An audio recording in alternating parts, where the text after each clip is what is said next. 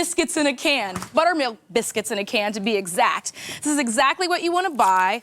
Go to the grocery store and you want to open it up and then take the big biscuits and cut them into 4s. Got the oil over here heated up at a nice little 360 degrees. So when we drop them in, they are ready to go. We're gonna make little tiny donut holes. So just cut it into 4s, make a neat little ball, and pop it right in. You'll know it's done when it hits the nice, beautiful color and it starts to float up on you. Now, this is just the orange zest and some sugar went in there, and just a little bit of cinnamon as well for some flavor, and that's it. Yeah. Remember, I'm shaking them in that sugar, orange zest, and cinnamon mixture. And that's gonna coat them all up right after you get them out of the oil and be so yummy. Look at that. All right, let me give one a try.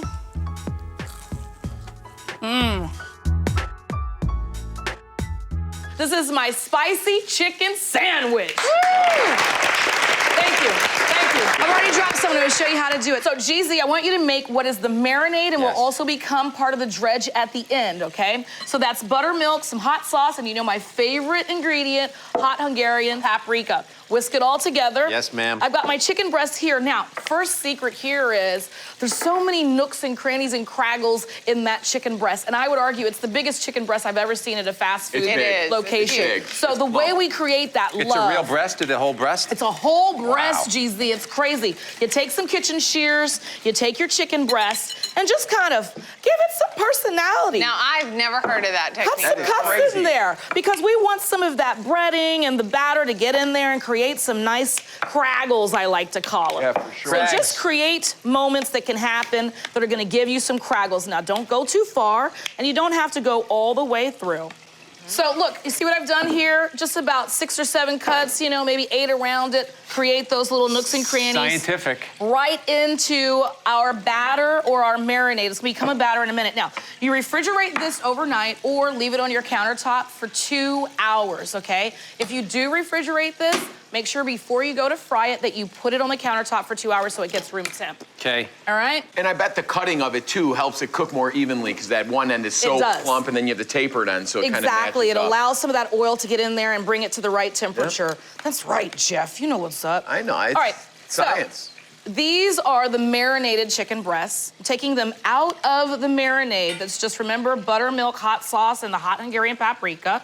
And a lot of people have been to the fast food place. This looks really familiar, because when you bite into their fried chicken, there's that pink layer of seasoned so love. that's what it is. All right, so look what's happening here. This is going into a bowl of flour. Oh. And then added to that, we're gonna do some baking powder, some cornstarch, and a little bit of water, only if needed. So start, you know, giving this a nice little whisk. And if it's a pancake consistency, leave it. If you need a little bit more water to loosen it, then you're gonna add that in. And I would say we probably need a little bit more water. It all depends how much of your marinade is left over. And just patting these dry, okay? Getting as much off as we can. And then a little bit more water. Yes, just Chef. a little bit more. It's all about the pickle, in my opinion. A little bit more. The pickle. The Because pickle- the pickle with the fried. I also think the bun. And then the bun. Yeah. And I would argue that this pickle at this establishment, oh, look at that. So the pickle at this establishment is just not even a typical pickle. No. It's a little bit thicker and has a little bit more chew to it. So it's your atypical pickle? It's the atypical pickle. All right, so I'm just gonna get a nice internal on this. 160? You see that right Perfection. there? 159. Perfection. It's good to take it out right now because that carryover temperature and cooking is gonna get it to that 160, 165. Now, I like to kind of keep this on crumpled up paper instead of flat. Yeah, GZ. Yeah. Hit it with a little bit of salt right as it comes out. Right there. And then I'm just gonna show you how to dredge and get these in. All right, so, chicken breasts, dried off. They're wet, so I'm gonna go into some flour. This is like lunacy, right? Yeah. In a good way. This Look is at creating the craggles. You need the Craggle. crunchy, you need the craggle crunch, you This need is all of as that. close as Jeffrey's ever getting to a fast food restaurant. Right? No, I saw him at one in the drive-thru last night in Jersey. He was He wearing does it in secret. Yeah. Into our batter, Just like that? You just fry like it? that. Back into the flour. Oh, you're doing Back a crusty in the triple. crust. Ah, Triple double apple it up. Flour. This These is- are the tricks. These are the tricks the restaurants, the fast food places are doing. But it's nice to see. I mean, if you're gonna have food, make it good food. That's Exactly, fast, not and just right fast. into the oil. That's peanut oil. You can also do a vegetable oil if you like, and that'll work. So I'll put one together for you. It's not gonna be too bad. You do want it kind of like right when you got it, you know what I'm saying? So we've got the buns. They are buttered. That's what I'm talking buns, about. all right? Buttered and toasted. What's the mayo? So the mayo is very simple. It's just some mayonnaise and a little bit of that sauce from the Chipotle and adobo in that little tiny can. You only need to scoop out like a little bit, like a teaspoon, for half a cup of mayo. You don't want to blow your lid off. So I love mayonnaise. I mean, Jeff? to me, it's like mayonnaise on a fried chicken sandwich. It's really the only thing. There's certain things I'll eat mayonnaise on. One's like a club sandwich, like crispy bacon and iceberg, and others a fried chicken sandwich. Otherwise, I need to have like flavoring in it. All right, now I always ask for extra pickles. So Me I'm gonna give you, yes, I'll give you 4, Yes. 1 per quadrant. You know, the other good thing about when you are at the fast food and you ask for extra pickles, then they make it fresh. Yes, they do. It's That is not sitting there that in is the lineup. no. That's a always. trick. Look at that, right on top. Look at that.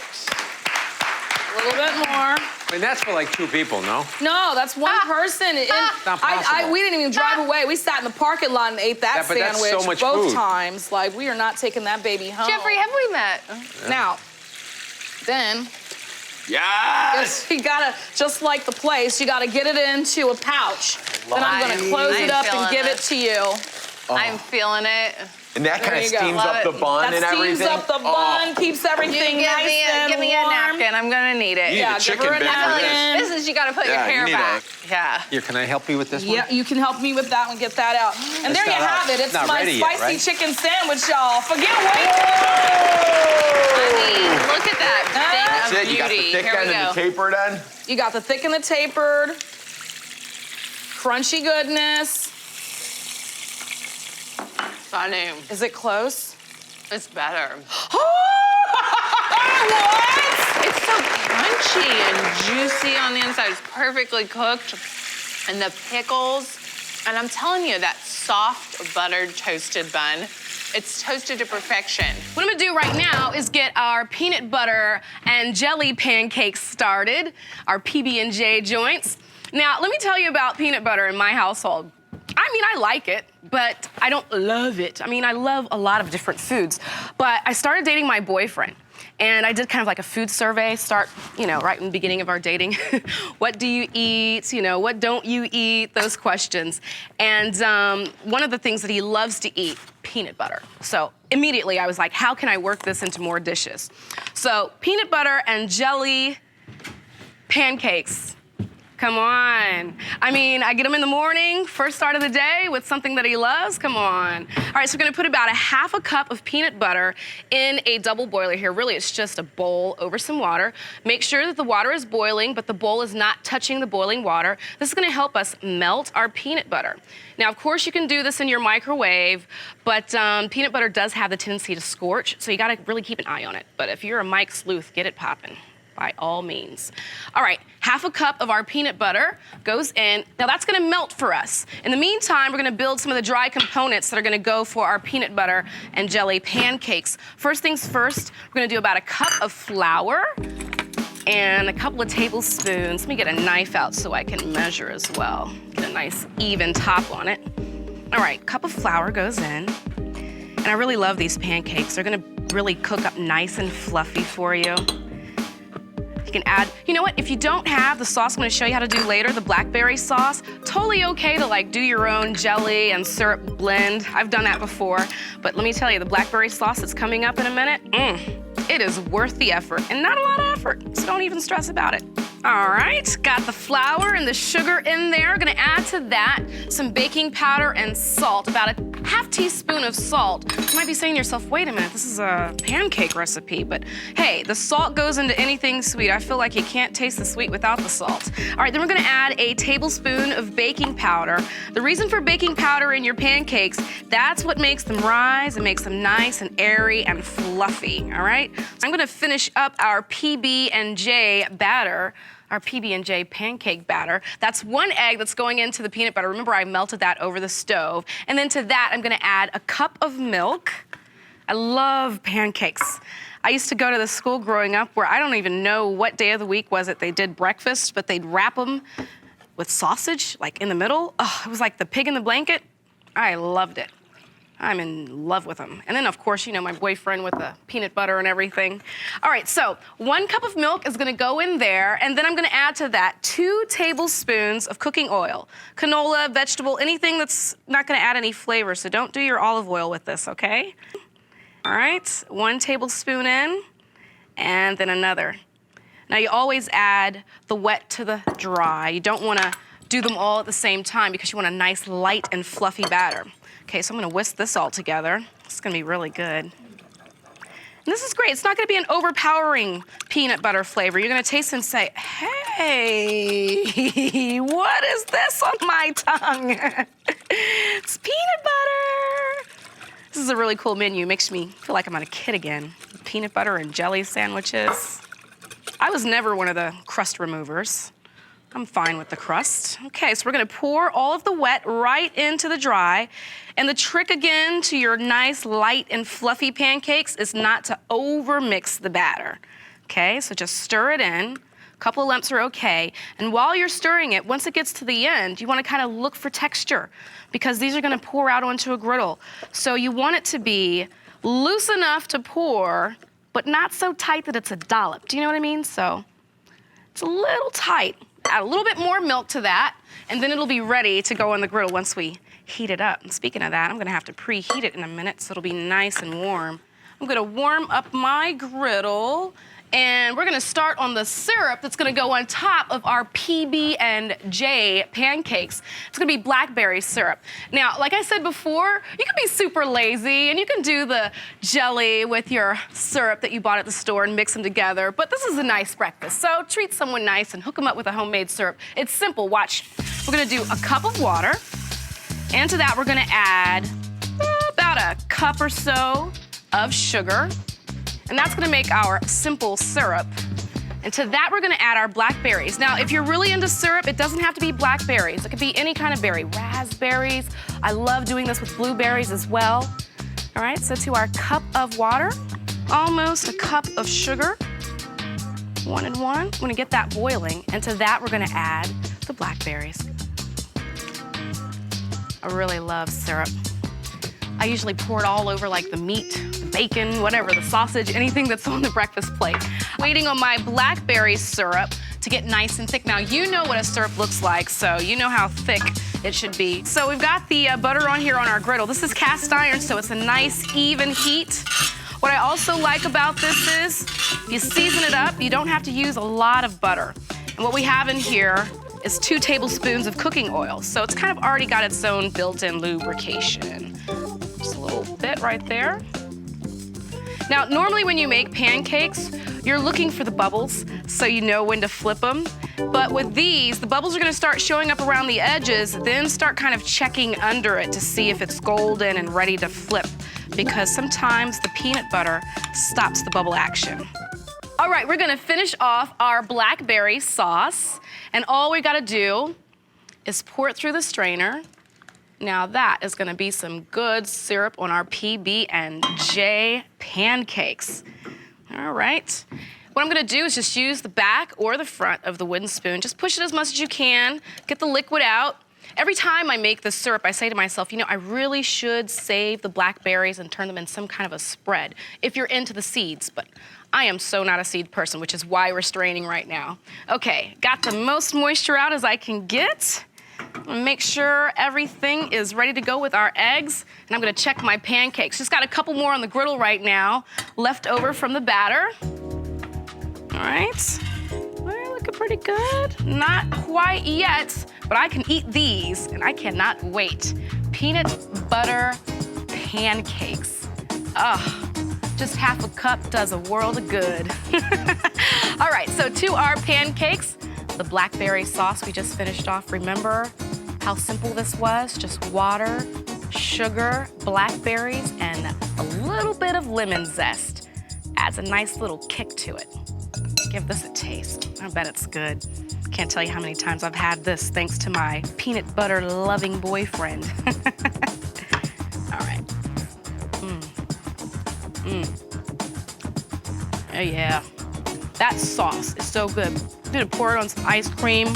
The peanut butter flavor just really pops. Roasted turkey breast with peach rosemary glaze. A moist brine turkey breast roasted in the oven with a sweet and savory glaze from fresh peaches and rosemary. It's an easy and delicious time saver that will win your family over.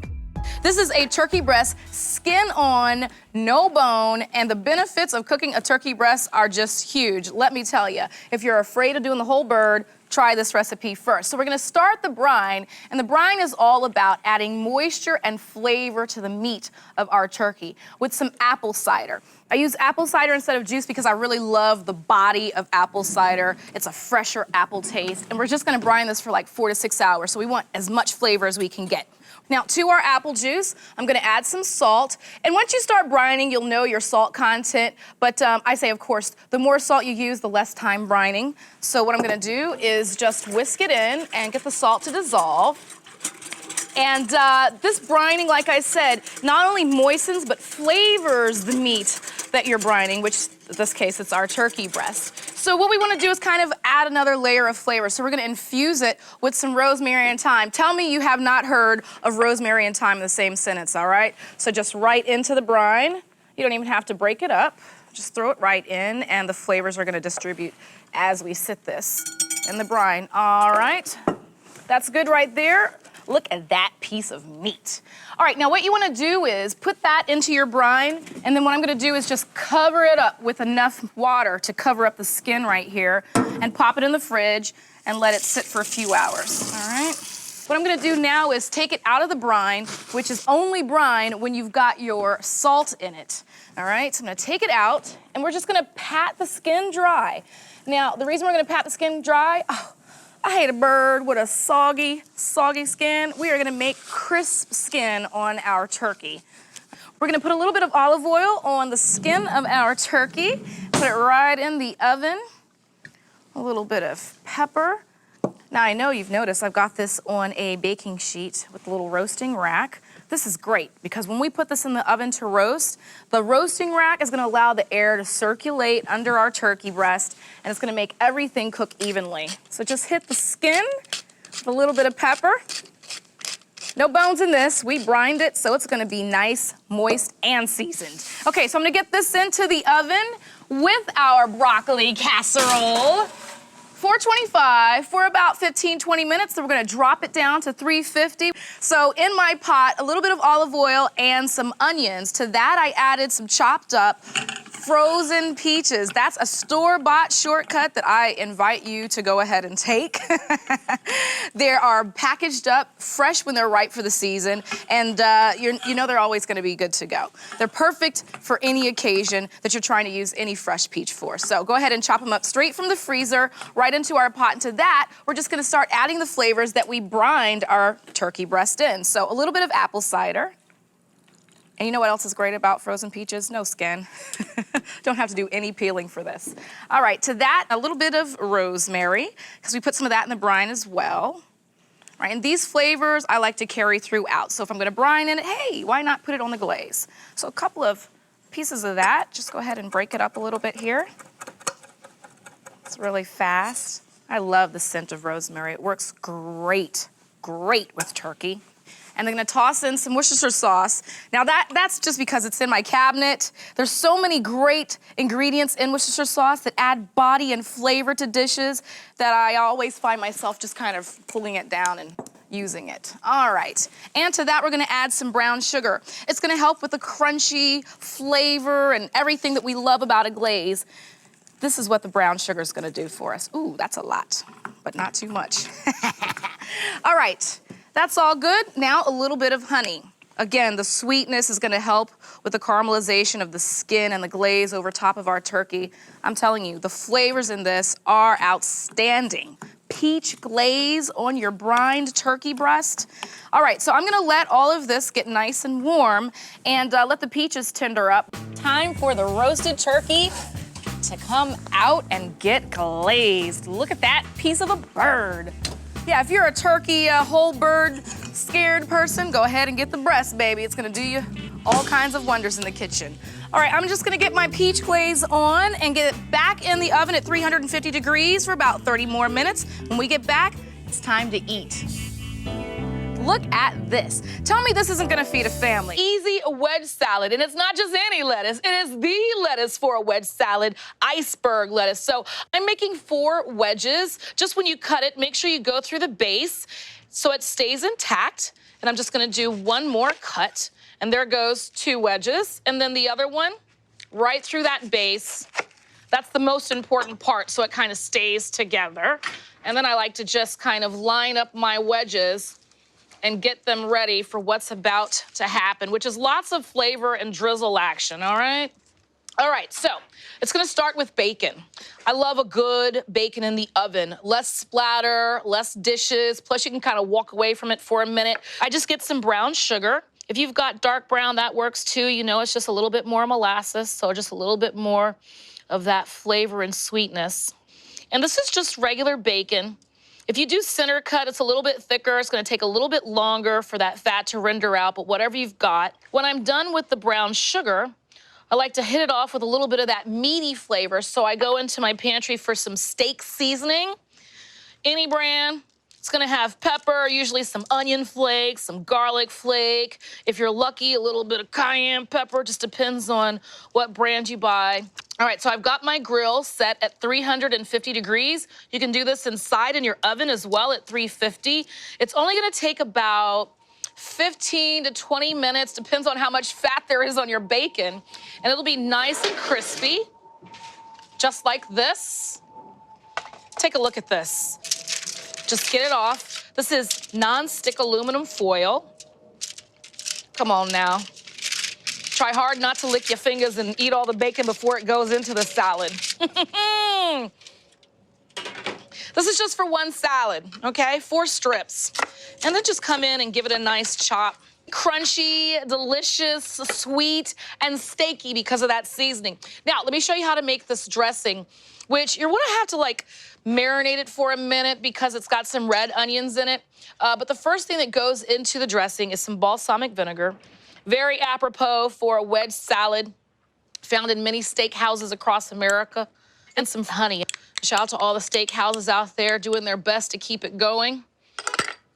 Then to that, I'm gonna add in some fresh thyme. I love fresh thyme. Plus it's spring, so you know it's nice to add in some fresh herbs. They're starting to grow in the garden.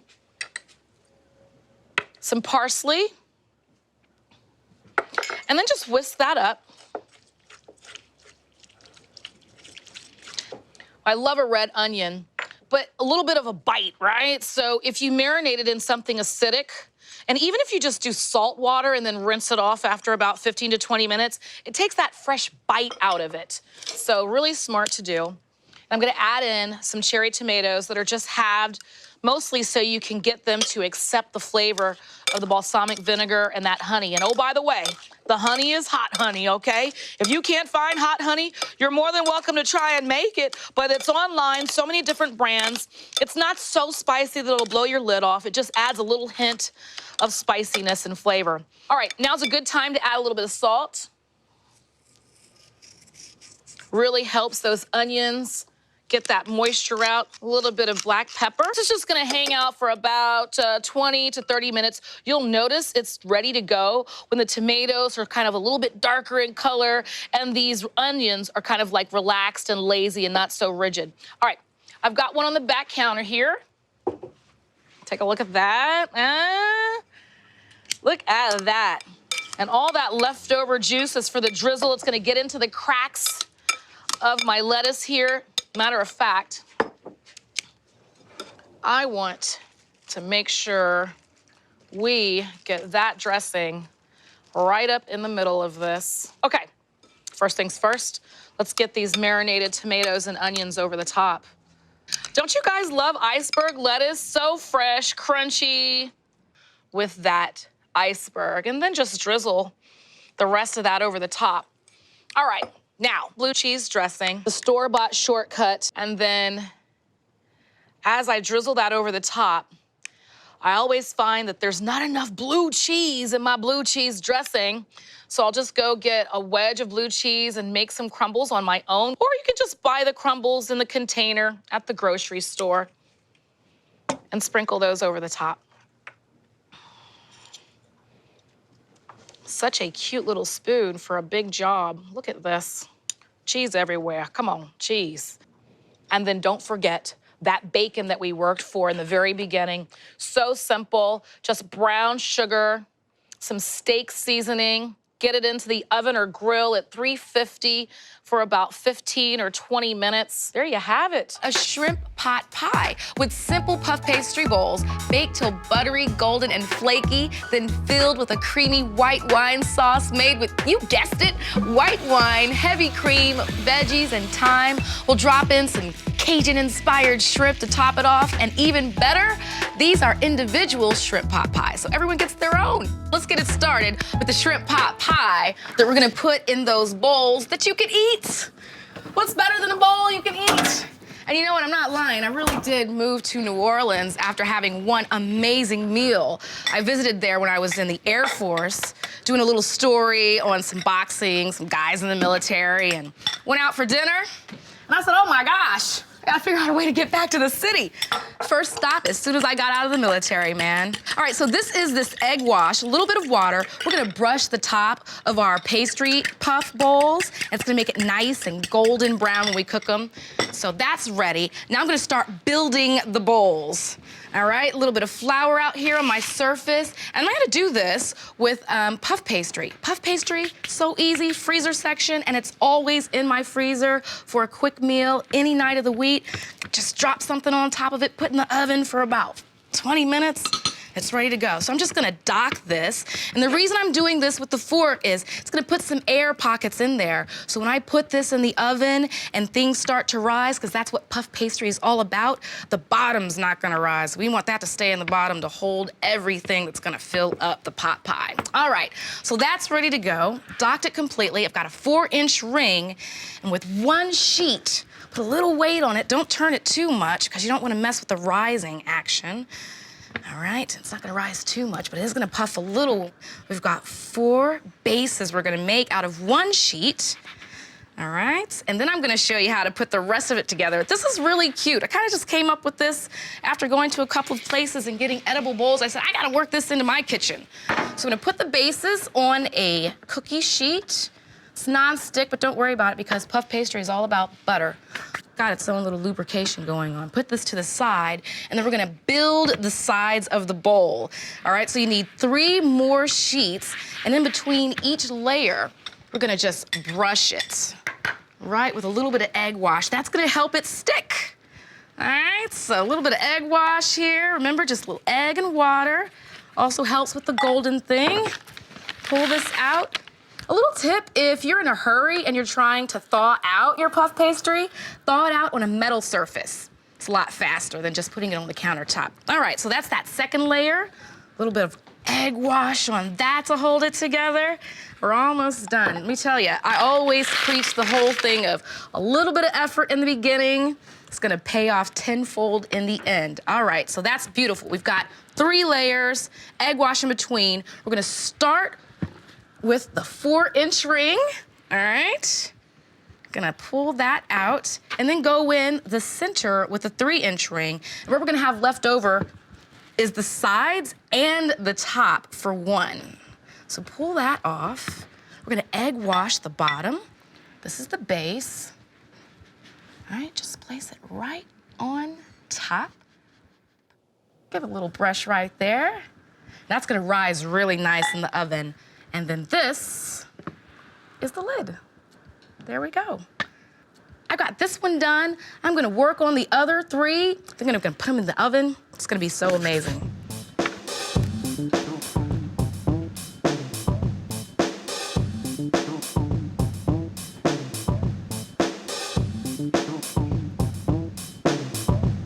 All right, got the bowls and the lids built. Gonna pop it in the oven, about 400 degrees for 20 minutes. That's what I'm telling you about puff pastry, man. It's a quick meal. All right, so now while those rise, we're gonna build the filling for our lovely shrimp pot pie. Let me open this up and get the shrimp on in a second. Turn the heat up. This is so simple, 1 pan assembly. All right, so we've got the olive oil, a little bit of butter. Oh, I love shrimp. As an adult, let me tell you, growing up, When my parents wanted to go to a seafood restaurant, it was all about me getting the burger that was on the menu. Then I moved to New Orleans and it's been shrimp since then. Really, I just love all the great ways they work shrimp into the menu in New Orleans. Okay, don't want to go too high with that butter, get it burnt. All right, so what we're gonna do is we're gonna just put these, I opened that up already, we're gonna drop these right into the pan. This is so simple. I'm not even gonna season them anywhere else but the pan. So drop them in, all right. A little bit of cayenne pepper, that's what's gonna make it feel like it's Cajun style. Got the puff pastry in the oven rising to perfection and waiting on all of our veggies and the nice cream filling that we're gonna add the shrimp to in the end. It's gonna taste so great. So this is the same pan we did the shrimp in. Oil, butter, it's perfect because you're not gonna have to clean up a lot. Put that in there. I'm gonna add some fresh thyme. I like to add this early in the process because this is such a quick dish so all the flavors can distribute. All right, couple of sprigs in there. Work it around, just working out the mushroom, celery, and carrots right there. Oh, the puff pastry is looking like it's ready to come out. So I'm gonna pull this out. Puff pastry bowls ready to eat with our shrimp pot pie. So easy to make. Puff pastry, you cut some circles out, put in the oven 20 minutes later. You've got the best cradle for the best shrimp pot pie. It's gonna taste so good. All right, so we're gonna hook up some white wine in this white wine sauce, of course. You know, not to cook with white wine that you'd never drink. Just add a little bit because we're gonna reduce it down. And what's gonna be left is just the lovely flavors of the wine. So good and fruity. All right, so I'm gonna work this out real quick. In there pretty good. All right, we added the wine. We don't see it anymore, but let me tell you, you're gonna taste the flavors of it. So amazing.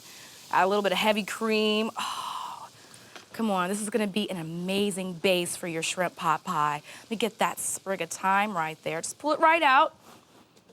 Oh man, this is gonna be so good. We're gonna add the shrimp. Remember, didn't completely cook them earlier because they're gonna continue to cook a little bit here in our filling. Nice and creamy, gonna work that in. I'm gonna hit it with a little bit of white pepper. I play by the rules. White sauce, white pepper. All right, so where do I start eating? How about a pot pie first? Now remember, these are edible bowls. Puff pastry, very simple to put together, about 20 minutes in the oven. We've got our shrimp pot pie filling bubbling over here, the cayenne pepper on the shrimp, the cream. Oh, this is gonna be so good. Don't be greedy, leave some shrimp for everybody else. All right, let me give this a taste. You know what, I want a spoon for this.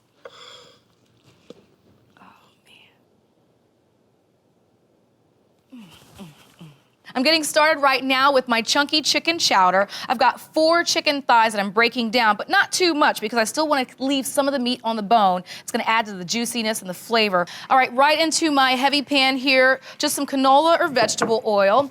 And then what I'm gonna do is get my chicken pieces in so they can sear down. Get this and get it right in. Push it in away from myself, less burns. All right, so that's gonna go ahead and get nice and golden brown and sear, get some of the flavor out of the chicken. Just gonna go ahead and twine up my thyme. The reason why I twine it up is it makes it a lot easier for you to kind of go in and fish it out later because I don't want the stalk, I just want those leaves. Lots of flavor in there. Just wrap it a couple of times. I'll get a couple of bay leaves. I'm gonna pull these out as well. All right. Let's see, we can pull this chicken out. Remember, I'm not trying to cook it. It's gonna go back in after I add some veggies, sweat them down a bit. I'm gonna add some broth in this in a minute. I need a little bit more oil before I add in my onion so they don't completely sear. Just wanna sweat them down. So I'm gonna get the onions in here along with my bay leaf and my garlic. We've got the bone of the chicken thigh. Flavor again, and then of course gonna throw in some butter, and that's gonna just add a whole nother layer of flavor. Inside here, remember I twined up the thyme, and then I've got my bay leaves in here as well. Just let this melt down a little bit and get my chicken right back into the pot.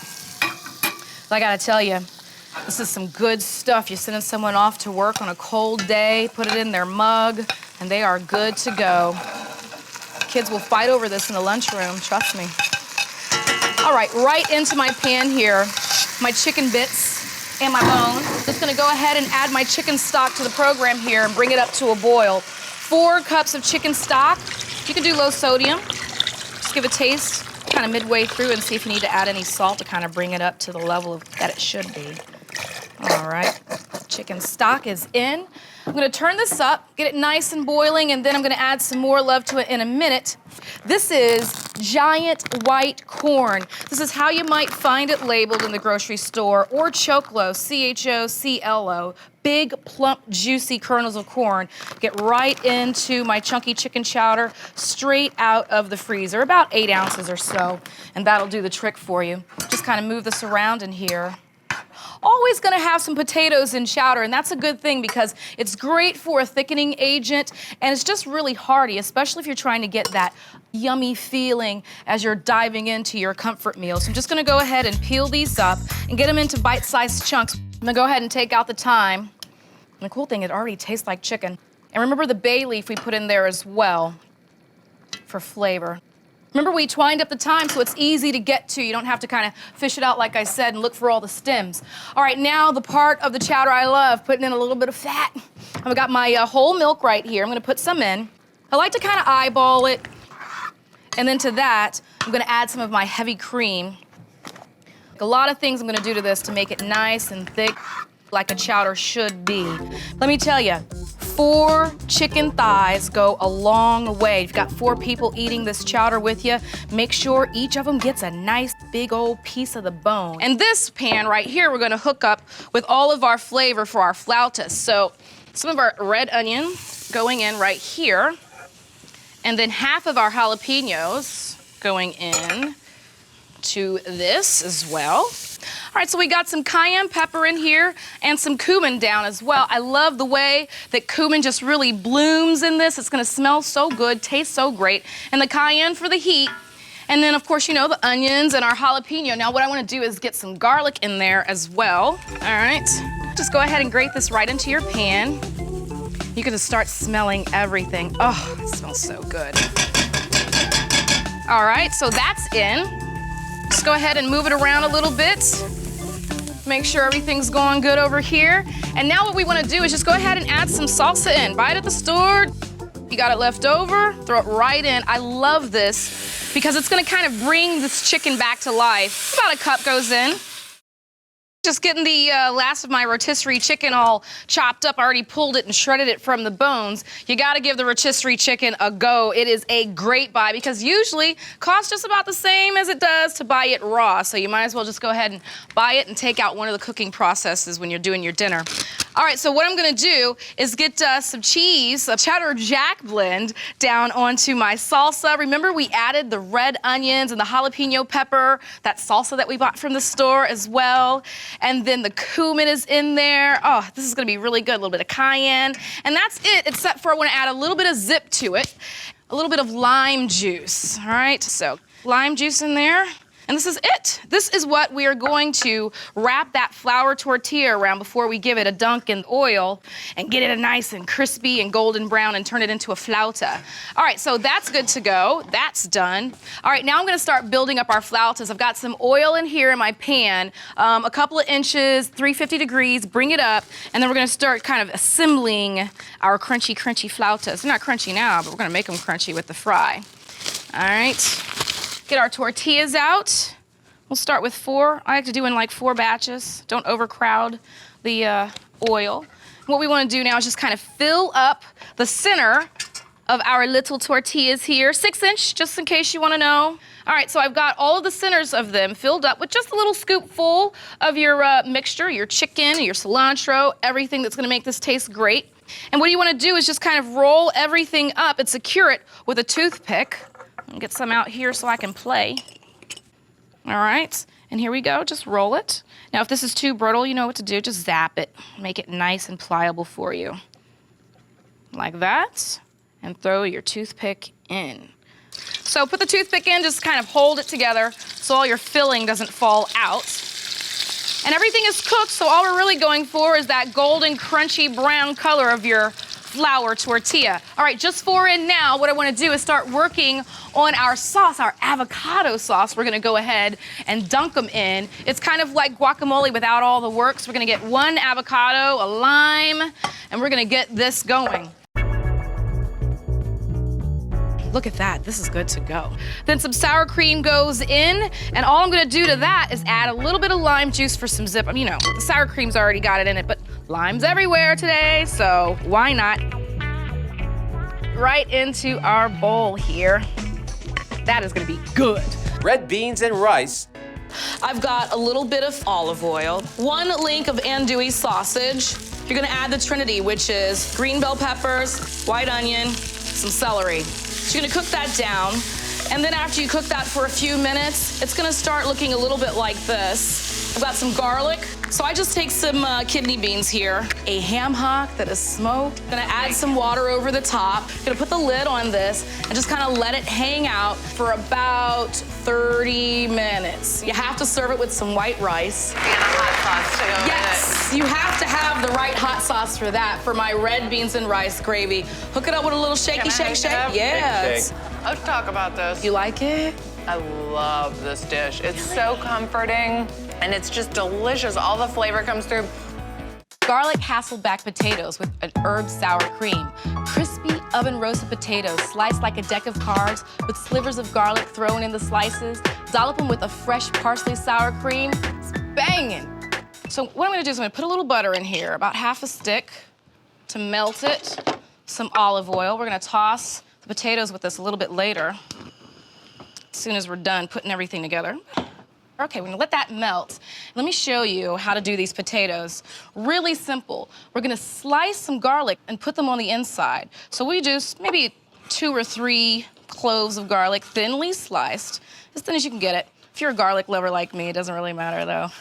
All right, so here's how you do the potatoes. A little trick, find your wooden spoon, cradle the potato in there, and just start making some slices across. All right, halfway through, I flip it around, more slices. The good thing about this, makes room for the garlic, and then when we put this in the oven to roast, these tops are gonna be so crunchy. Yeah, 1 last chunk of garlic in our Hasselback potatoes. Okay, so I've got the butter and the olive oil. I'm just gonna kind of drizzle it over the top and toss it with my hand. Salt and pepper, really quick. Lots of salt. It's all gonna mix together when I toss it. A little bit of pepper. All right, both hands in. Don't worry about the garlic coming out, man. It's so packed in there with that raw potato. It's not going anywhere, and if it does, it's gonna taste nice and crunchy. So don't stress too much. All right, those are good, ready to go. I'm gonna put these in 400 degrees for about an hour, just like a baked potato. Speaking of baked potato, we've got a sour cream herb sauce that I'm gonna put on this. It's gonna taste amazing. Let me get some sour cream really quick. Some sour cream. I love this recipe because, man, this is just really simple, but it pays off really big in the end. Let me get a bowl. I can mix it in here. So about a half a cup of sour cream. No need to super measure. A little salt, a little pepper. You can do this with like vegetables. Of course, it's great over a baked potato, and it's gonna go great with our garlic Hasselback potatoes. Some garlic powder. Just a little bit. It's gonna go well. Because you got the garlic in the potatoes, you might add some garlic on top too. And some parsley. Some fresh parsley, a couple of leaves really quick. I'm gonna chop these up, put them in, stir it, and set it to the side, and they're ready to top our garlic Hasselback potatoes. Now remember, this is really simple, and look how pretty it is in the end. You just slice them like a deck of cards, don't go all the way down to the bottom. Put a couple of slivers of garlic in there. These come out so hot and they're so tiny, I wanna pop them in my mouth. So add a little dollop of that herb sour cream we made earlier. It's gonna cool it off for you. We're gonna start on these greens. Now, the thing about these greens, I know if you're from the South and you're saying she's gonna make greens without ham or a ham hock or some kind of pork, she's crazy. And I am a little crazy. But what we're gonna do is we're gonna start it off with some olive oil and some butter. Now, the reason I'm crazy is because I started catering when I was working at a radio station, a hip hop station. Everyone in the business is on a no pork trip. Not everyone, but a lot. of people who are on the no pork thing. So they'd always request Southern cooking with no pork. And I thought, well, that's a misnomer. How does that happen? It happens. A little bit of vegetable stock and lots of seasoning. So we've got the butter and the olive oil working for our greens. We're gonna throw in some chopped onions. Your nice sizzle. I'm gonna put in some garlic. Oh, it's gonna start smelling really good. All right, so we're gonna start assembling the greens. Now, these are collard greens. So many different types when you go get greens in the South, though. I mean, there's kale and all other great green leafy combinations. A lot of people, when they make greens, they'll do like a combination of 2 or 3, but right now I'm just doing collard greens. I really like them because they have a little bit of a bitter taste. Really yummy. Cross between like cabbage and kale. Very good. All right, so how I do it, clean them a couple of times because you don't want them to be gritty, of course. And I usually clean right when I get them home from the grocery store, even if I'm not gonna make them that day because, oh man, to clean them on the day you're gonna make them, sometimes you just don't wanna do it. So help yourself out in the process. So I just roll them up, just layer them up, roll them up, and slice them. And the good thing about these greens, they're not gonna take you forever. Like good greens, usually from the South with the ham hock in it, that's a whole day situation. This is just an hour, not even really. And put them in there. You can hear the pop. They're gonna start to wilt a little bit, all right? Put them in there. Because we don't have the ham hocks in this, I love to add flavor. So my flavoring is gonna be a little bit of heat. Makes you forget about the pork you're missing, hopefully. So a little bit of red pepper flakes. I know they have them at home for the pizza night in, but they go great with greens. And then we're gonna add some vegetable stock, which is another way to keep this vegetarian. So for all my vegans out there, or my vegetarians out there, this is a good one. Not vegan because we threw the butter in there, but this is some good stuff, man. Okay, about 3 cups of our vegetable stock in there. I'm gonna finish it off with some tomatoes. They're gonna be amazing. It really brightens it up. Plus, I just like to have something really pretty on the table. So if there's gonna be some green, there's gonna be some red, but man, I love tomatoes. So I'm gonna go ahead and slice this. Some tomatoes towards the end. All right, some salt and pepper. This is gonna be so good. And like I always say, look, if you're one of those people like, you know what, I don't know if I like greens or not, that's okay. Just try them again at another place because there are so many different ways to make greens. My grandmas are like really good in a vinegary taste. My mom's are kind of a sweet, and mine are just straight up vegetable. I'm gonna give those a try real quick before I put them on my plates. A little tiny bite. Oh yeah. I'm in the South now, baby. Oh, Grandma.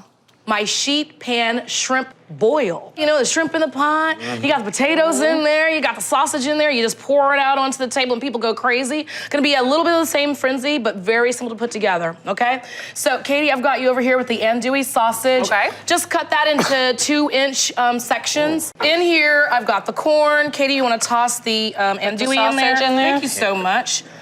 Slice that down the middle. I love a little butter going in. Have you guys ever seen in the produce section those potatoes that are like you can steam them? Yeah, They're part cooked in that microwave bag. Just get that in there. I always feel like the potatoes are the best part. Some thyme. Stand the corn up on its ends. Okay.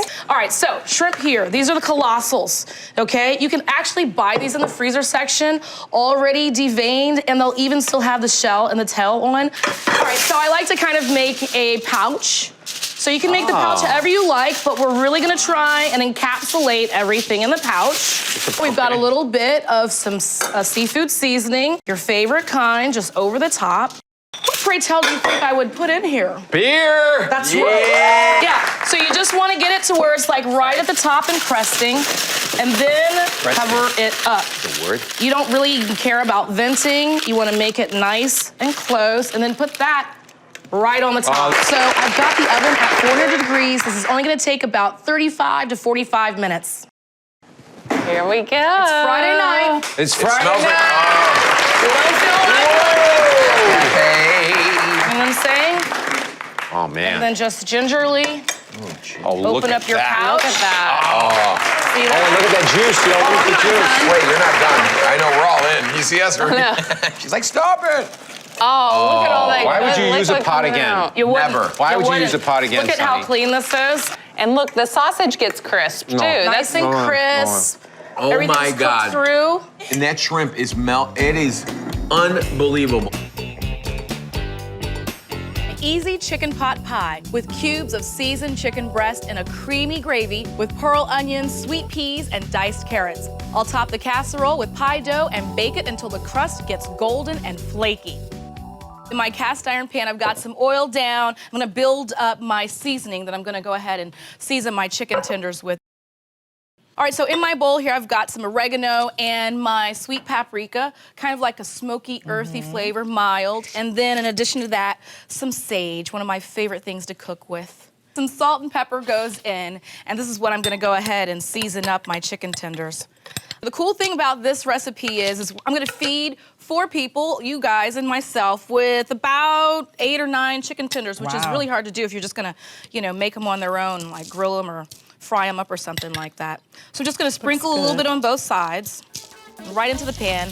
Not all in the same batch because I just want these to get nice and golden brown on both sides. And if you put it all in the same batch together, it kind of steams up. I'm just getting some garlic into my pan here for my chicken pot pie. Remember, I started off by seasoning up my chicken, some oregano, some sage, some sweet paprika, salt and pepper. I cooked them off right here in this same pan, and then I got in my peas and carrots from the freezer department of my freezer and my refrigerator, and then also the pearl onions. I really love pearl onions. They're quick in a pinch. They're tiny little nuggets of onion, but I love getting them in the freezer section because all the work is kind of done for you. Kind of like a cipollini onion. You wouldn't want to do all that work, but boy, is it tasty and sweet.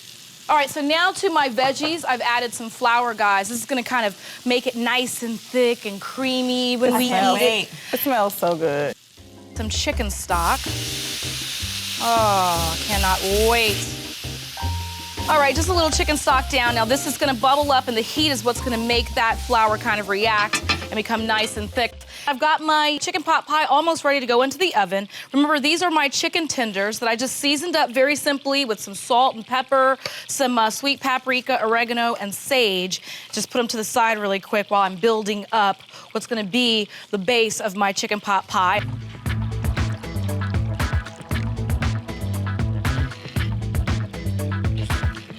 All right, so I added in some heavy cream. Now I'm just gonna give a taste of this, see if it needs any salt. Just a little bit. I'm gonna stir it up and get my chicken right in. Looks good, right? It does. Fantastic. All right, so I'm just gonna cover this up Smells with good. some pie crust right over the top. Now I've got my oven preheated at 400 degrees, and this is only gonna cook for about 20 minutes or so. Now I just push it in like this. Make sure I kind of almost seal it, but not really. I'm gonna vent it so it doesn't bubble up too much around the edges. So less venting, means more juicy, but still gotta vent because you don't want it to bubble over. All right, that's in the oven. Oh, man. Wow. Oh, that looks fantastic. Yeah? I'm so hungry. You ready to eat? Yep. All right, let me see this right here. Really simple to do, and hopefully it takes you back to your childhood, a nice homemade meal. Sunny morning muffins, sweet and juicy strawberries, fresh bananas, blueberries, and walnuts, folded into a heavenly muffin batter and baked until hot and delicious. Starting with the strawberries that are gonna go right into our sunny morning muffins. This started off as something that I called sunny bread, and it came out, of course, in a loaf. And then I thought, I'm gonna go to a picnic. How can I make this travel well in a nice little neat container? Muffins. So that's what we're gonna start with. I've got 8 strawberries that I've just roughly chopped right here. I'm gonna put them into a bowl and get some syrup started. The way we do that is just toss over some sugar and let it sit for about 15 minutes. Now, this recipe really started from me making these strawberries for some biscuits, and then I had them left over, and it's all about trying to figure out what can I do with the leftovers. Man, when you add this into your muffins, not only are you gonna taste the sweetness of the strawberry, but it adds some moisture too.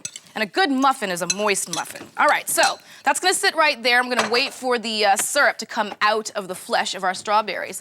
So we've got the blueberries, some eggs, and in the freezer, of course, my walnuts to keep them nice and fresh. And the thing about this is they're already chopped, which I really like. It's a store-bought shortcut for me. So if I wanna make some muffins or anything, it's already done. No chopping needed. All right, so bring our strawberries up. that we put with some sugar. Look at that, syrup is already started on it. What we're gonna do is we're gonna mix the dry ingredients first, and then the wet ingredients, and then bring it all together. I know I'm gonna need that zester. Let me get it out. A couple more other things. Get the tools of the trade. All right, first things first, we're gonna do 1.5 cups of our flour. All right, look, I got the tools of the trade without a knife to level off. All that for nothing. All right, so 1.5 cups of our flour. And the reason why we wanna mix them separately is we definitely want to do a very light combine at the end of this. We don't ever wanna overmix your muffins. They'll be really tight and won't be good. We want them nice and moist, all right? So 1.5 cups of our flour. Then I'm gonna put in 1/2 teaspoon of my baking soda. There it is. Don't hide from me. Yeah, these are great. You're gonna find yourself taking these to work for a little side snack, a little mid-morning snack, or the mid-afternoon to get you through the day snack. All right, then we're gonna do 1/4 teaspoon of nutmeg. That's my nutmeg. I love the way this smells and the way it tastes, just like my cinnamon. Just a pinch or a hint of our cinnamon. That goes in there. And a little pinch of our salt, about 1 teaspoon, but you could eyeball that. All right, so that's our dry ingredients. Next up, the wet ingredients. The moisture that's gonna be so great in our muffins. I'm gonna take just 1 ripe banana.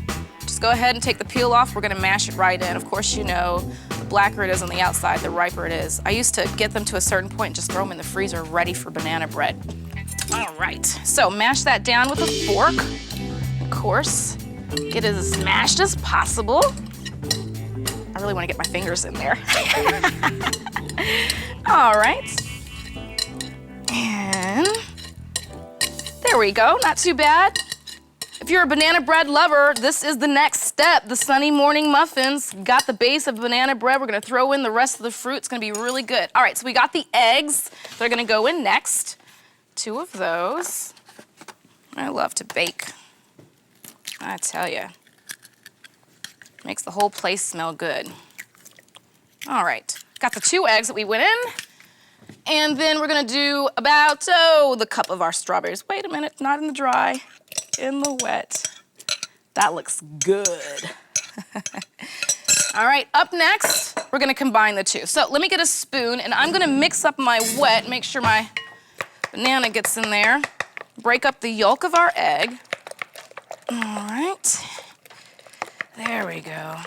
All right, now that's all mixed. What I wanna do is sweeten this up just a bit. All right, so let me get my sugar. All right, get a cup of that. You know the strawberries are sweet. You know the bananas are sweet, but we want the entire muffin to be sweet. All right, so full cup of sugar goes in.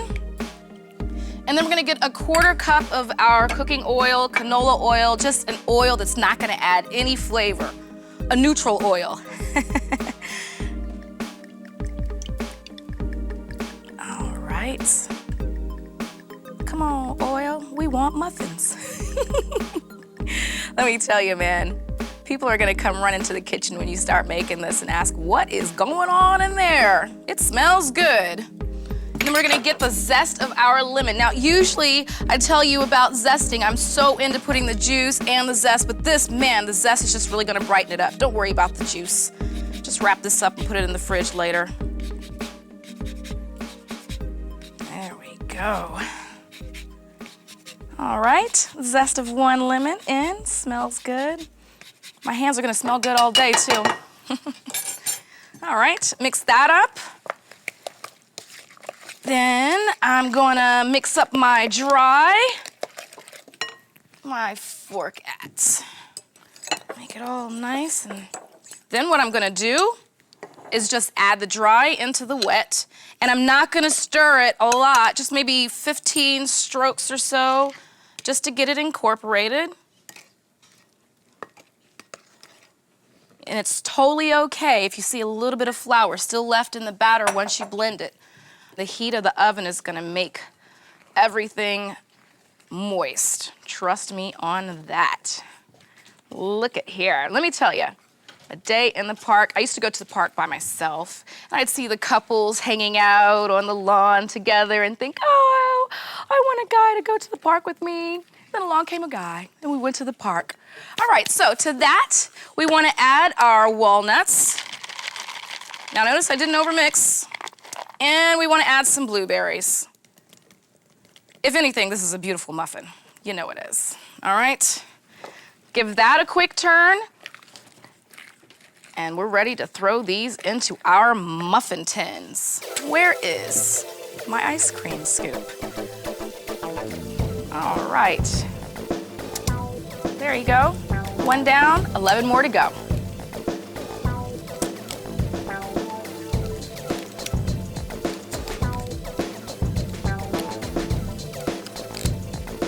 All right, last one in. Potatoes come out. They've been roasting and getting ready for our chicken and potato salad. Sunny morning muffins going in. You know I'm getting out my sunny morning muffins. Look at these beautiful muffins. Perfect for the park. My sweet glazed butterflied chicken. First thing I'm doing is grinding out some pepper. The reason I'm pre-grinding the pepper now is I'm gonna get my hands all, chickeny, and I don't like touching my pepper grinder with chickeny hands, so a little bit of pepper. Gonna add some salt to it. I'm gonna shake it up. My sweet glazed butterflied chicken. It's so simple. It's just a lot of pantry stuff. And I just made it out of nowhere, but I just thought it would be a really cool thing to do to show off for some friends, which is butterflying the chicken, and that's what we're gonna do. Butterflying a chicken, to me, is really a really show-stopping presentation, but all it's doing is just pulling out the backbone and flattening it. Now, the cool thing about that, like I said, if your team's skin, you get more skin instead of roasting a chicken and that bottom of the chicken is kind of like gummy and just like, what are you gonna do with it? Plus, it allows you to have a little bit more slather space, and the cook time goes down a little bit. Plus, you can sear. Who's ever seared a whole like roasted chicken on its side and stuff like that? So the sides don't get the same browning as the top. This is really gonna allow you to have a really beautiful display for your friends, your family, or yourself. So get your chicken, get it onto your board. I'm gonna show you how to do the butterfly. Remember the butterfly? If you're over 40, you remember the butterfly, okay? They also call this spatchcocking. Here's our bird, okay? But I've got a telltale sign for you to know what part you're gonna start cutting on. The tailbone, look for it, okay? The tailbone. You're gonna hold on to the tailbone. It's gonna be kind of like your grip, and it's gonna help you actually do what you need to do. So, tailbone, right here, I'm holding it. I've got my knife. Are you afraid of a knife? I've got scissors. I'm gonna show you how to use both, okay? We're gonna get the backbone out. So understand, the backbone is gonna run from the neck to the tail. I'm going to hold on, and I'm just gonna go to the right of the backbone, and you'll feel it. The knife should be pretty sharp. And then sometimes I'll go and I'll hold that neck, and I'll meet it halfway. All right, done. See, that's our backbone right there. Now, turn it around because I'm a lefty and I'm doing things in a right-handed world. You can go back down the other side of the backbone with your knife, but I'm gonna show you how easy it is to do with a pair of kitchen shears. Just kind of go in and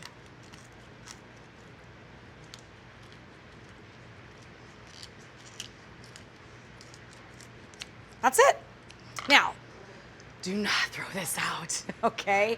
I have made some delicious gravies with this by just putting it in a pan with a little bit of olive oil, salt, and pepper, getting some fat off of it, adding some flour, a little bit of chicken stock, maybe some thyme, and you're done. Put this in the freezer, okay? This is also really good if you wanna make a stock really fast. Just throw all your bits and pieces into a pot together, your aromatics, like your mirepoix with your carrots, your celery, your onion, and everything else, and it's good to go. So just don't throw this away.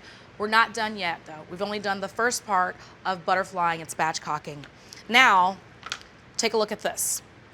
So this right here, breastbone, it's really important to split it. You see it's already begun to split. Sometimes people will take a knife right in the center and just kind of, not too hard. We don't want to cut it in half. We just want to break it. Just want to break it. Why? It's gonna help us flatten it, Now, sometimes people like to also go in, cut out this breastbone, get the ribs out, but I really, really like the ribs in there. Anytime you can leave a bone in the meat that you're cooking, it's gonna provide so much more flavor than if you take it out. So if you can cut around those ribs when you're done, just cut around those ribs, leave them in for the flavor. All right, here we go. I'm gonna get some paper towel, wipe this off, and then I'm gonna hit it with some flavor. All right, come in here, pat it off.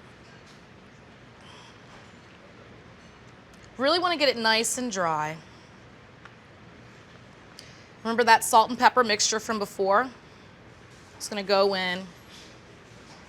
You know, we say sprinkle high because imagine if a cloud were like right over your head, you'd get all the rain, but it's up high. So some people get the other rain too, like your neighbors and people across town. So the higher you go, the better and further your sprinkle is. Just think about your hand being a cloud. Okay.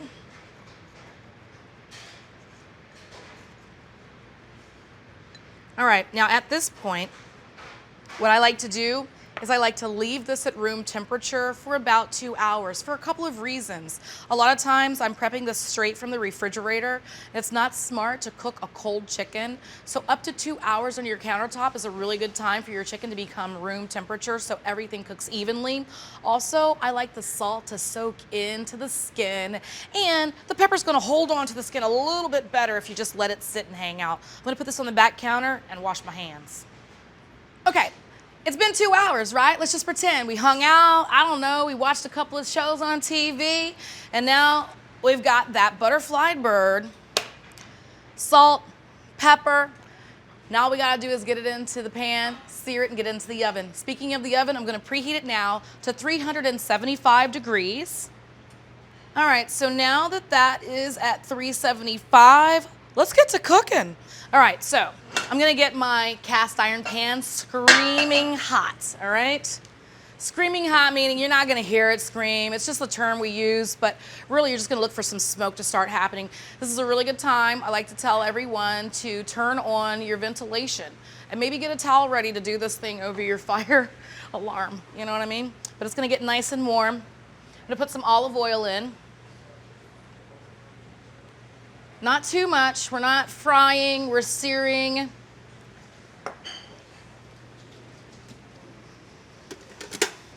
All right, so I'm gonna get some tongs out because I wash my hands. I don't feel like washing them again. But feel free to put this into your pan with your fingertips, who cares, right?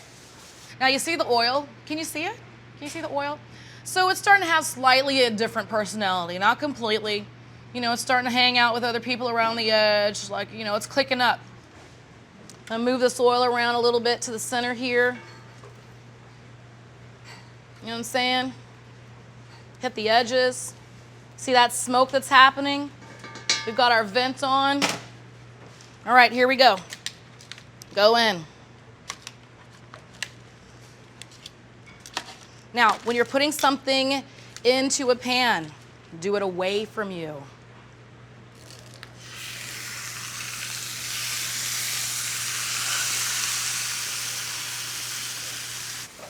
All right, so we're searing.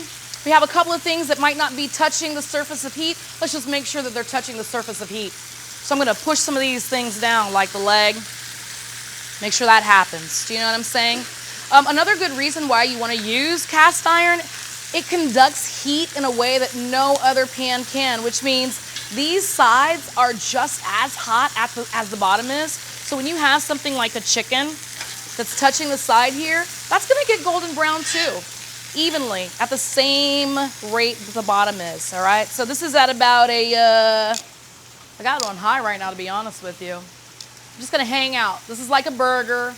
You don't wanna flip it until it's ready to go. You also are not trying to cook this chicken. We're just trying to get some color on it so when we flip it over to the presentation side, it's presentable. Sticky. Sticky, don't flip it. Not sticky, flip it. That's gonna sear for a second. We can make the glaze now.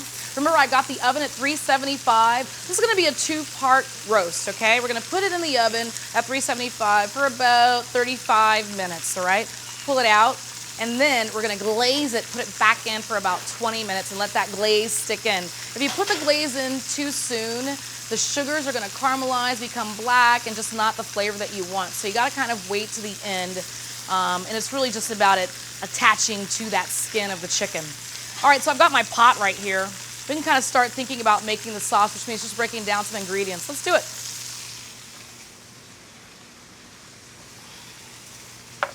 All right, let's talk about this. Got some butter. Got a little bit of acid right there, some apple cider vinegar. Some grained Dijon mustard. Some light brown sugar. Garlic. A little bit of allspice from the islands, man. A little bit of onion that I'm not gonna chop, I'm gonna grate because I don't want the chop of it all. I just want the flavor and the juice of it all. And some hot sauce. Really, really simple. These should be things that you can find in your pantry. You know, what are you buying? Maybe the allspice, but I feel like I have allspice in my pantry for those holiday dishes. And it always comes in a big jar like this. It's like I'm looking for ways to use it up. Let me give you a quick way as I look at my bird. If you'd like some quick potpourri, you know, a couple tablespoons of allspice, a couple tablespoons of cinnamon, a few little pieces of star anise, put it in a pot of water, boil it, the whole house smells great. I do that after frying chicken. All right, let me just check this really quick before we start breaking down the stuff for our sauce. Ooh.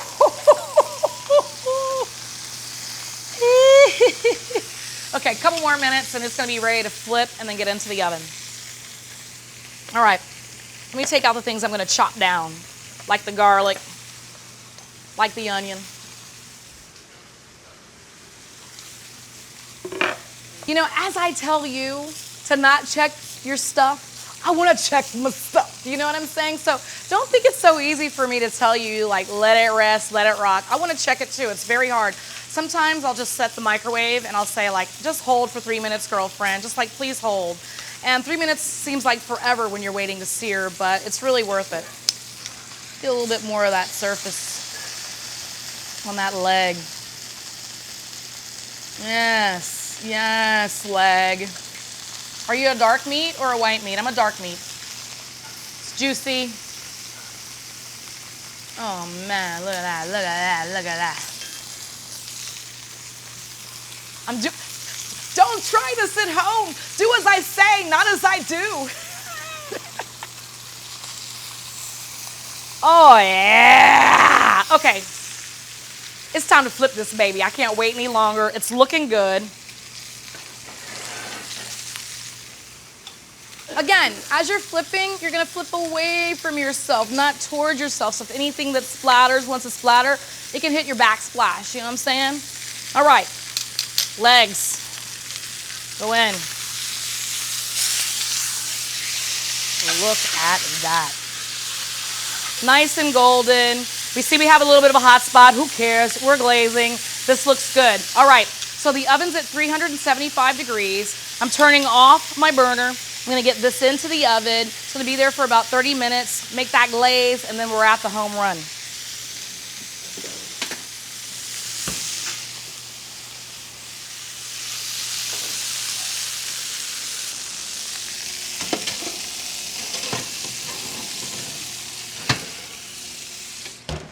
All right, let's make this sauce happen, this glaze happen, this situation of sticky gooiness, flavorfulness happen.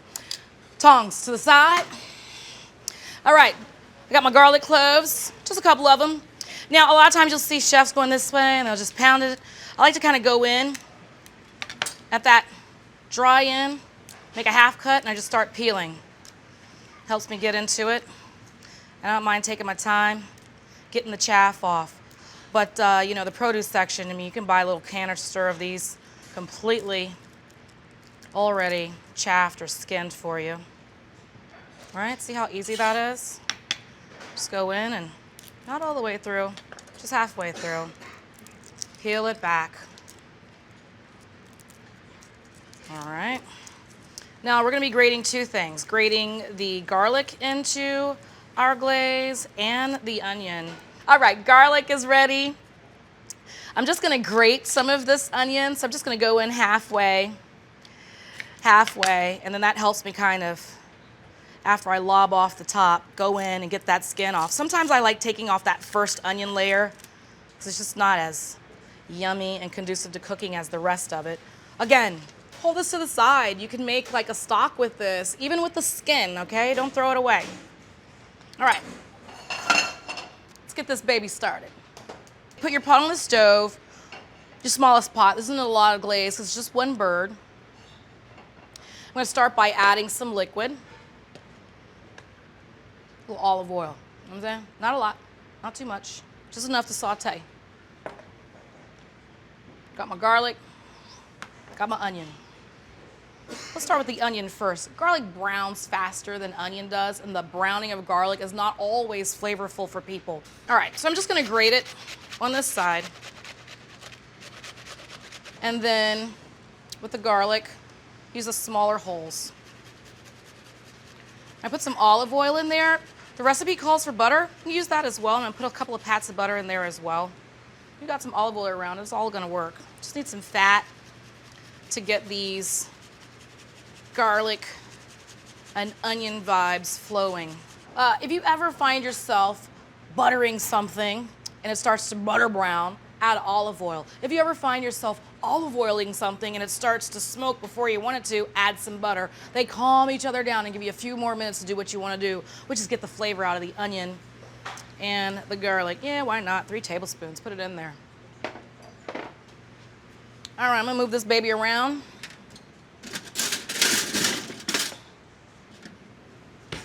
I'm gonna hit this with a little bit of salt. Just a little bit, not too much.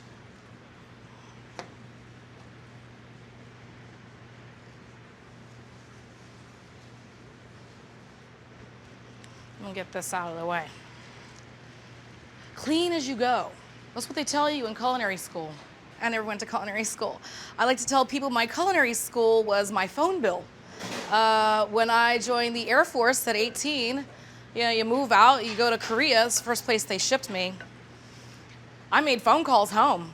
I didn't even know where stuff was in the grocery store sometimes because, you know, when the parents go grocery shopping, you leave the kids at home.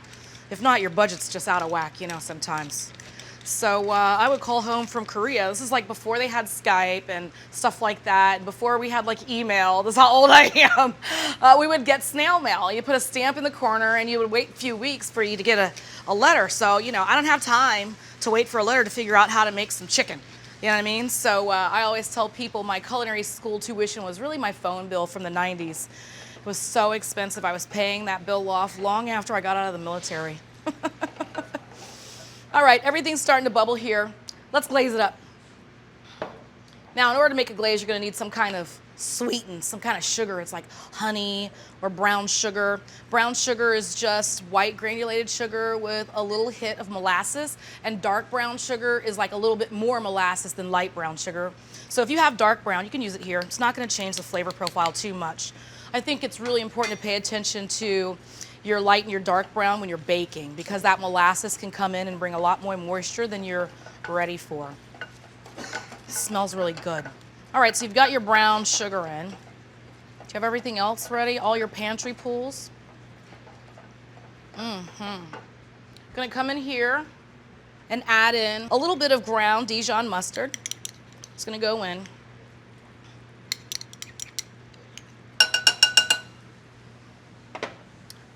Then to that, I'm gonna add in some apple cider vinegar. If you have white vinegar, that works just fine. And then to that, a teeny weeny pinch of allspice. We say it all the time when we're cooking. We like to explain things to you. You know, allspice, it's like all spice, but it's just really one spice. It's not a spice blend. And it's like a little berry, indigenous of like Jamaica. Just a little bit, not too much. Maybe a little bit more, a little dusting. This right here is 1/8 of a teaspoon measure. I did like a little bit less than that, just depends. You can kind of taste it and see if you want to amp it up some more. Now, even when I have this right now, this is on like a medium, actually like a simmer, but this is my big burner. You know how you like have a bigger burner at home? It's gonna be a little bit hotter than the other ones. We've got a nice bubble going on. That's gonna help the glaze happen. Oh, come on now, I need some real hot sauce, you know what I'm saying? Just pour a little bit. Start working it out. A few minutes in and we're done. I'm just gonna turn this off. Oh yeah. Oh, yes. Yes. Mm-hmm. Mm-hmm. Mm-hmm. Mm-hmm. Mm-hmm. It's when you get your phone out and you just take a quick photo so you can show people that you really made it and show them the steps, you know? Yes. Okay, let's glaze it. Remember the glaze? Very simple. Some hot sauce, some onions, some garlic. Start off with some fat, butter and oil, or butter and oil, or butter or oil. You know what I'm trying to say? Some allspice, a little hot sauce, apple cider vinegar. So simple. Look at that. Pepper, a little pinch of salt. You can also just brush it or just give it a nice little, oh, look at that. Huh? Yeah, get it everywhere. Mm-hmm. Mm-hmm. Mm-hmm. This is good on grilled pork chops as well. If you like doing a side of salmon on your grill, this is awesome on a side of salmon. The reason I tell you that is, look, based on the size of your bird, you're gonna have a little bit of that glaze left over. Hold on to it. All right, remember, our oven is at 375 degrees. We're gonna get it back in, uncovered, 20 minutes. Okay, look at that bird. Come on. Look at your bird. It's beautiful. You did that.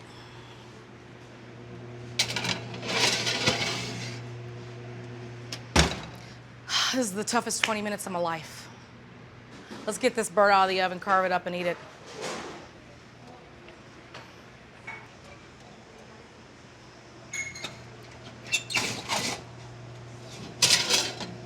Oh.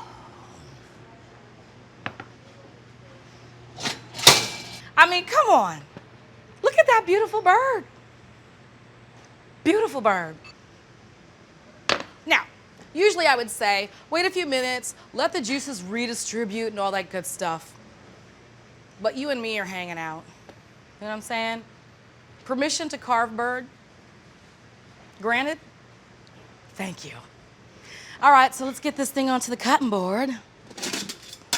Big spatula for a big job. Tongs to act as extensions of my hands because the bird is hot and I'm not touching it. So I want you to understand, I do not want you to drop the bird after you've worked so hard on it, okay? First thing in it is to the spatula. That's gonna be one side, okay? You're gonna come in from the other side and you're gonna, see how that goes? See how that goes? We can do this forever. We've got a nice, steady platform for it. Okay, get this baby out of the way. Oh, come on. So cute. You don't think that is gonna wow a crowd? I mean, I just don't know. Okay, let's cut into this baby. I usually will go in half. You ready? Can you tell? I'm excited. So, right through the center. Right through the center. Now look, I've made this many times before, and once you make it a few times, you'll start to understand how long it's gonna take and kind of touch it, take a look. But let's be safe.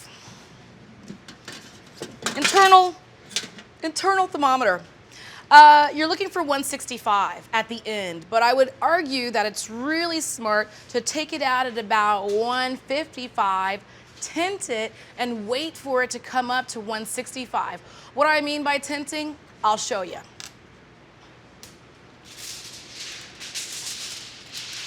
Aluminum foil. You just make a tint. It's gonna hold that heat in. You don't have to worry about crimping or anything. But before that, we gotta make sure it's at that tinting temperature. So you're gonna put your thermometer into the dark meat, because the dark meat takes the longest. Look, I just poked like crazy. Oh yeah, it's going. Now, first thing you wanna look for is for the temperature to rise fast. You don't want it to like creep up to 155. You want it to get to 155. All right. And it's there. All right, so Because I know that it's 155 on the thigh, I am sure the breast is done. So let's tint and make everything hang out together. Tint, tint, tint, tint, tint. It's done. Okay. So cut into it. We've got 1/2. Now, if you're living with a hungry man, or a woman, I mean, it happens. I don't want to get gender specific here because obviously I'm a hungry person. This is just perfect right here. Just go ahead and put that on the plate and they are happy. A little bit of wild rice right there and whatever your vegetables are next to it. It's picture perfect and ready for the gram. Do you see what just happened? It just slid right off. That's juiciness, baby. That's your leg and your thigh right there. They come right in. Cut your leg and your thigh. They come in. I do a little bang, bang, bang. Get your wing out. You can go in, you can carve your chicken breast. So what I like to do is come in, go along the bone line. Ooh, it's hot. Gonna get your breast off. And then you can go in and just make some slices. I say, you know, a little bit less than 1 inch. It's hot. Cook's treats. Make sure your back is to the family when you do that. They don't need to see that you're having a good time. All right, let's make a plate and let's eat this.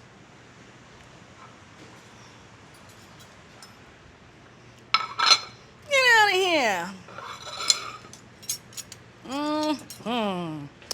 I'm gonna tear this up. I want you to just see how juicy this is. Look at that. Look at how juicy that is. Just permission to eat with my hands? Thank you.